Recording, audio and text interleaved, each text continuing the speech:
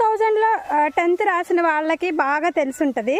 అప్పట్లో మనకు ఉన్న లెసన్స్ ఏంటి అంటే జడివాన, కవల పిల్లలు, ఇంకా ఆ కవల పిల్లలు దాంట్లో ఒక స్టోరీ ఉంటుంది. కాకులు దూరని కారడివి, చీమలు దూరని చిట్టడివి. ఇదిగోండి, అది ఎలా ఉంటుందో తెలియదు కానీ ఇదిగోండి ఇక్కడ ఇలాగే ఉంటుంది. ఇందులో ఏ కాకులు దూరవు, ఏ చీమలు దూరవేమో, కానీ ఇందులో ఏముంటాయో మాత్రం ఖచ్చితంగా తెలీదు.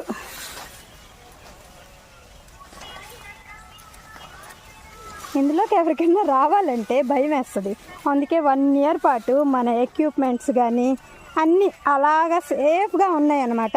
ఒక ఆవుల్ని చూసుకోవడానికి మనుషులు రావటం వెళ్ళటం అంటే ఇబ్బంది అవుతుందని చెప్పి స్కూల్ దగ్గరికి అక్కడికి పంపించేసామన్నమాట. అక్కడ ఎవరినో ఒకరిని బయట నుంచి పెట్టుకుందాం అన్నట్టుగా అక్కడ బయట వాళ్ళు చూసుకుంటున్నారు ఇప్పుడు.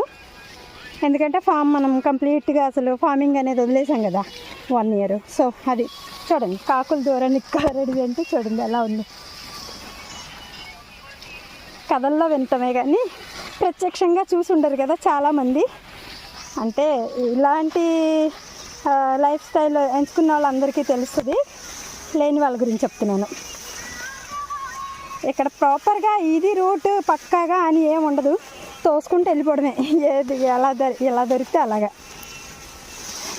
కానీ కొన్ని చోట్ల కింద పుట్టలు కూడా ఉంటాయి.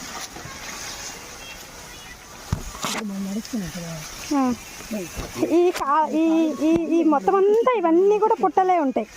మనమే ఇవన్నీ క్లీన్ చేసి రోడ్లాగా చేయించాము ఒకప్పుడు. ఇదిగోండి చూడండి, దారి పొడుగునా ఉంటాయి అన్నమాట పుట్టలు. ఏవేవి తొక్కుకి ఇవ్వండి, కాలు పక్కనే ఉందా అలాగా. ఎక్కడ తొక్కుతామో కూడా తెలీదు, ఏ పుట్ట మీద కాలు వేస్తామో కూడా తెలీదు, ఎందులో ఏముంటుందో కూడా తెలీదు. ఎందుకు ఇంత రిస్క్ అంటారా? మరి చేయాలి కదా, నెక్స్ట్ జనరేషన్కి ఫార్మింగ్ అంటే మర్చిపోయే ఇవి వచ్చేస్తున్నాయి కదా. అందరూ ఎందుకు అనుకుంటే మరి ఇంకెవరు చేస్తారు? అందుకు ఇంకా ఉంది. ఆ చెట్టు దాకా పొద్దున్న క్లీనింగ్ అయింది కదా, అక్కడికి వెళ్ళేంత వరకు ఇంక ఈరోజు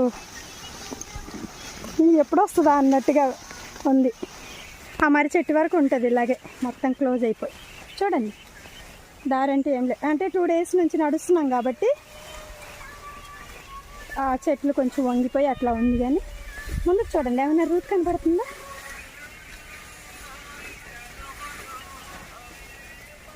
ఓ